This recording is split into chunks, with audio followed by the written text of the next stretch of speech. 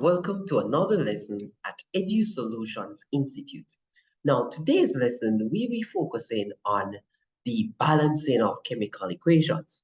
Now, we did the writing of chemical equations on our previous lesson, where we looked at both the written words as well as the chemical symbols for these equations. Now, this week, we'll be looking at balancing our chemical equations. Now, what does it mean to balance a chemical equation? Now, balancing a chemical equation is just like a work of an accountant, where you have to show where every penny is being spent and where it comes from. Now, in terms of chemistry and the equations, balancing an equation has to do with we are conserving on the mass, which tells us that mass is not created or is it destroyed in a chemical reaction, right? So therefore, if we have 10 of this as a reactant, then in product total, there has to be 10 of it showing as a product, right? So therefore, the number of atoms in reactants must be equal to the number of atoms in the product section. And this law was actually demonstrated or quantified by Antoine Lavoisier. And this law is what we use to help us with our balancing of equations. So let's look at how do we do this. Now, let's look at this equation that says iron plus sulfur equals iron 2 sulfide. And by symbol form, it's Fe plus S gives us FeS. Now, if we notice here, what we're going to do is to quantify what is on each side. So we look at Fe, we have one Fe, because there is nothing in front of it, there is nothing as a subscript. So there is one Fe, there is one S as a reactant, and then in our product form, FeS is just one Fe and one S. So this is already a balanced equation. There is nothing that we need to add to this to balance it off. So let's look at when it's not automatically balanced. Now, to balance the equation, we use multiples to aid or balance our formulas. Now, in this formula, we have Al plus Br2 gives us Al2Br6. Now, automatically jumps out that on the reactant side, we have one Al. But on the product side, we have two Als. Where did that extra Al come from? Now, the extra Al must be come from indicating to us that in our mixture, instead of one atom of aluminum combining, it was more than one atoms of aluminum combining in this reaction. And then we look at the Br, it's 2 on our reactants, and then our product, we now have 6, which means that there are more than 2 bromides that were inactively participating in the reaction. So that's why we have more. So how much exactly is it? These are the numbers. Right? So we have 2Al on our reactants to balance off the 2Al on our product.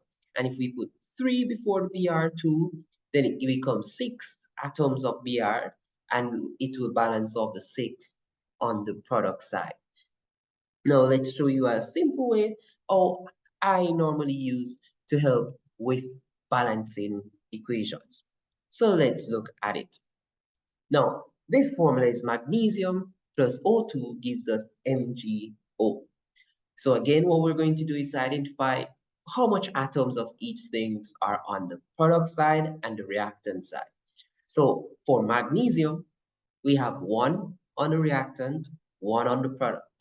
For oxygen, we have 2 on the reactant and 1 on the product. So therefore, automatically it jumps out to us that oxygen is not balanced. So therefore, to aid with that balancing, if we multiply the product side, we need to get 2. So if we multiply the 1 by 2, that indicates to us that the oxygen now can become 2. But if we put 2 before the MgO, it changes the magnesium on the product side to now 2 magnesium on the product. So therefore, it now changes magnesium to a 1 on the reactant, 2 on the product. So therefore, we need to now multiply the reactant by 2, and hence we now have a fully balanced equation that tells us that we use 2 magnesium with two oxygen atoms to give us 2 MgO. And that's what this equation is telling us. All right. Now, these are some other formulas that you can use the same principle to apply. Let's do the first, and what I want you to do is to do the other three, and you can put your answers in the comment section. Now, Na plus Cl2 gives us NaCl. So we notice on our reactant we have one Na. On our product we also have one Na. On our reactant Cl, it's two of them, and our product side we only have one Cl. So if we put 2 in front of the NaCl, it balances off the Cl, but it now changes the Na to 2 product and 1 reactant for the Na. So that means we now have to put a 2 in front of the reactant Na to make it balance. Right? So I want you to try these on your own so you can get some practice with doing balancing equations. Right? And there we go with the first one here. Here we have another one. This is balanced by putting a 2 and a 3. And we get this. Right? So now we break up each element. So we now have 2 nitrogen on our product reactant. We have 4 nitrogen on our reactant. Right? We have 6 hydrogen on our product. We have 12 hydrogen on our reactant. We have 10 oxygen on our reactant, and we have 10 oxygen on our product side, because we get 4 times 1 on our product and 6 times 1. And then we add them, we get 10.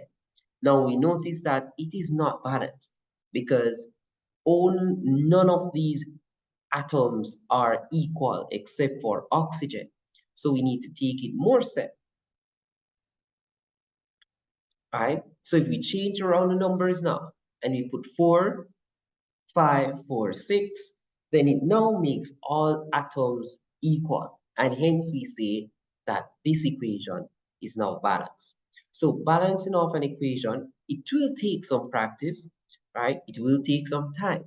But in essence, once you break the elements or the atoms apart, and then you compare with the reactants and the product, then you see if they are balanced or not.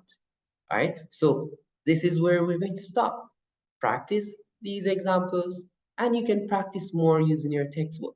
All right, once you get the hang of it, then we're going to go through some more difficult equations. So thank you guys for watching. Hope this brings some light to balancing equations, and I'll see you next week. Bye-bye.